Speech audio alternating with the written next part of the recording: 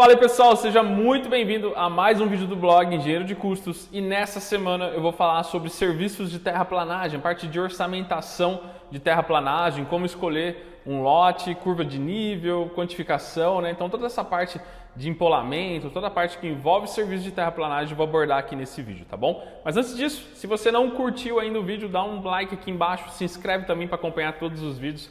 Pelo menos uma vez por semana, cada 15 dias a gente está soltando um vídeo aqui muito legal na parte de orçamentação de engenharia de custos, tá bom? Então se você quer acompanhar, se inscreve aqui embaixo, clica aqui e comece a acompanhar todos os vídeos. Vou compartilhar minha tela aqui para a gente começar aqui a dar uma sequência aqui no vídeo. Coloquei numa estrutura lógica aqui, né? Começando por como escolher um lote para construir, né? Porque já que você às vezes pega execução, é importante você entender algumas coisas básicas aqui para estar instruindo aí seus clientes, tá vendo até para as pessoas que querem construir, mostrar quais os melhores tipos de lote, né? Para falar sobre esse tipo de serviço de terraplanagem. Aqui os lotes a gente tem praticamente três tipos, né? O aclive, o declive e o nível, né? O melhorzinho aqui, a parte do ideal seria o estando em nível, você já comprar o loteamento se ele está em nível, é difícil acontecer, mas seria o cenário ideal, você já está ali 30, 40 centímetros acima do nível da rua, fica muito mais fácil você só entrar e construir, tá? Mas se não tiver, a segunda melhor opção é o aclive, por conta dos escoamentos, então você tem água pluvial dando escoamento para frente da casa, né? Então você tem que fazer um corte ali no final do terreno. E por último o declive, né? Que aí geralmente complica um pouquinho por conta do escoamento. Você tem lá no fundo, você tem que aterrar, fazer muro de arrimo, ou se não for aterrar, for usar o desnível normal do terreno, já começa a complicar, né? Basicamente aqui, se eu fosse desenhar, né? Seria o aclive aqui, o segundo seria assim, né? Teria o terreno assim, né? Ele é aclive. Então você tem aqui como se fosse o nível da rua aqui, então você vai ter que praticamente, quero colocar aqui 40, 50 centímetros, você tem que fazer um corte aqui, né? Esse corte ficou terrível, hein? Mas você teria que fazer um corte aqui, né? Vou fazer de outra cor. Tem que fazer um corte aqui assim, ó. Mais ou menos. Então, praticamente aqui você consegue fazer uma compensação entre essa terra aqui, ó, né? Que está desse lado aqui. Cortar aqui e jogar para esse lado, que essa linha ela vai esticar mais aqui, né? Você vai ter que aterrar essa parte aqui, ó. E aí você consegue trabalhar com a própria terra que está no terreno, então é legal, você não precisa fazer transporte, aí não envolve empolamento, mas eu vou falar sobre empolamento ainda, quando tem transporte. Depois você tem o declive, né? Que aí começa a complicar um pouco mais toda essa parte de ter que fazer aterro, né? Que é o contrário do aclive, aí seria ter que colocar terra e começa a complicar bem mais, né? Curva de nível, né? É uma linha imaginária, então naquele mesmo desenho que eu fiz ali eu poderia ter utilizado aqui a questão da curva, né? Você pode ter aqui o terreno em aclive, vamos usar um exemplo aí do aclive, aí depois você vem aqui, tal. Isso aqui puxa mais. Aí o que acontece? Aqui, né, você vai ter algumas curvas, né? Que é essa linha imaginária. Deixa eu desenhar aqui. Que indica a diferença de nível, tá? Então você pode ter aqui umas linhas aqui, principalmente nos projetos de topografia, tá? Você vai ter várias linhas aqui. O que representa isso aqui? É a diferença de nível. Então, às vezes você pode ter uma diferença de nível aqui a cada 50 centímetros, né? A cada 1 metro, depende aí do projeto.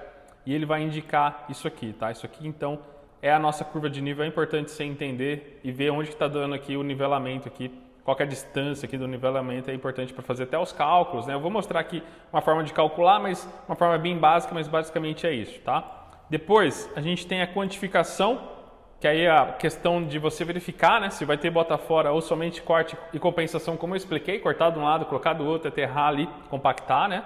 Ou se você tiver bota fora, que é o bota fora, você tem que pegar o solo daquele terreno e transportar ele, fazer a carga e transporte do solo, tá? Em caminhão basculante e tudo mais. Aí você precisa considerar, né? Se for ter bota fora, considerar o empolamento no cálculo para transporte do solo, tá? Algumas composições já fazem isso, então você tem que tomar cuidado se você estiver precificando com o E-Custos, por exemplo, que é o nosso software de orçamento, que eu vou mostrar aqui no final como você faz para verificar e consultar essa etapa lá dentro. Você tem que ver se na composição você consegue verificar se já está sendo considerado lá o empolamento. Se não tiver, você tem que considerar, tá?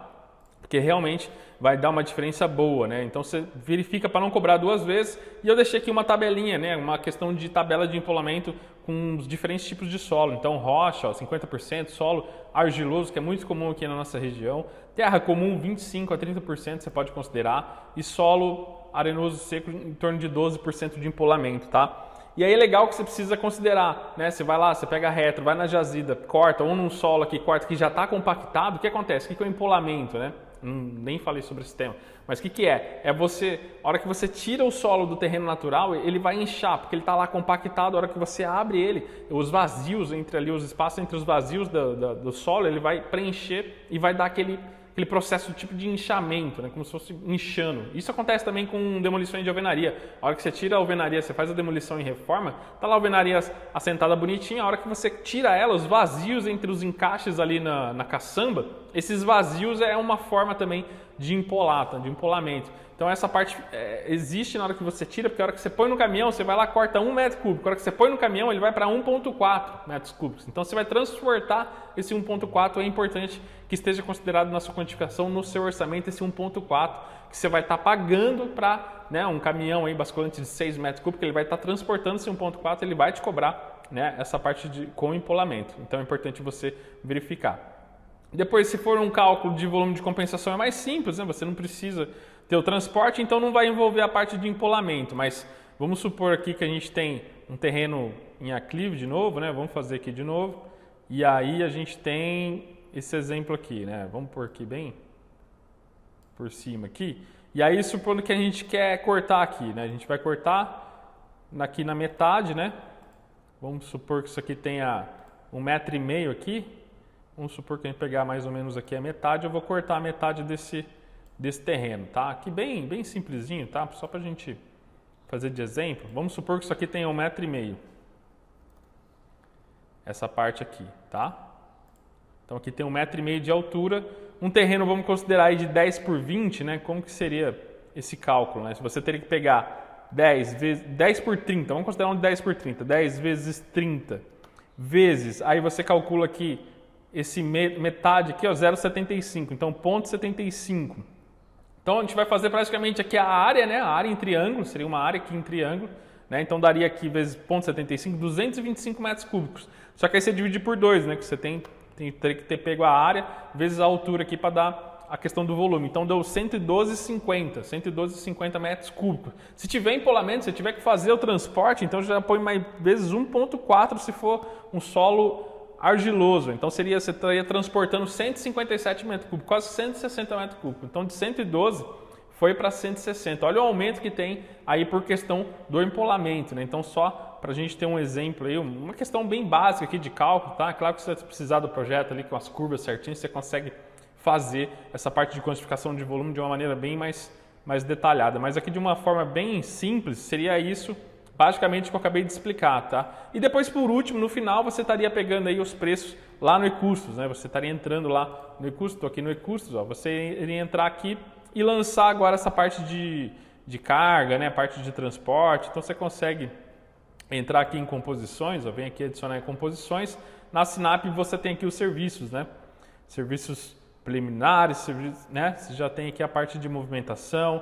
Você tem movimentação de terra, ó, que você consegue ter aqui aterro, com ou sem compactado, né? Carga, descarga e transporte, que seria o que eu falei, né? De você calcular aqui o transporte dessa carga aqui manual, transporte com caminhão basculante de 10 metros cúbicos. Então você vem aqui, seleciona, vem aqui em quantidade, coloca aqui a quantidade que a gente colocou ali de volumes, você já tem também aí a parte de quantificação. Dá para você utilizar outras bases também, a gente consegue adicionar aqui várias bases, então você consegue aí trabalhar com diferentes bases, que também vai ter essa parte de terraplanagem, né? Então, só adicionar aqui a parte da Engie Custos, ó, você consegue agora adicionar e já buscar outros serviços também, né?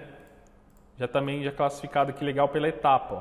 Você consegue vir aqui, então você consegue ter ali serviços iniciais, parte de movimentação de terra, ó, você já vai ter todos os serviços que eu falei aqui sobre volume, sobre buscar esse tipo de metragem. Ou senão você pode fazer na mão, né? Você tem lá 157,50, se for um cálculo sem BDI, sem nada, né?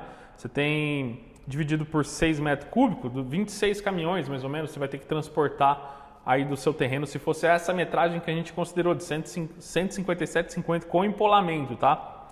Põe aí que é R$60 um caminhão, aqui na nossa região é mais ou menos isso, de 6 metros cúbicos, daria R$1.575 só de transporte. Então é importante você prever aí, principalmente se for construir, você precisa colocar isso nos seus serviços iniciais, tá bom? Então era esse o exemplo que eu queria dar, era essa a parte de terraplanagem aqui, vimos tudo que envolve a parte básica de terraplanagem. É claro que quando isso para residência, tá? A gente usou aqui um modelo de uma residência, como escolher o lote de uma residência.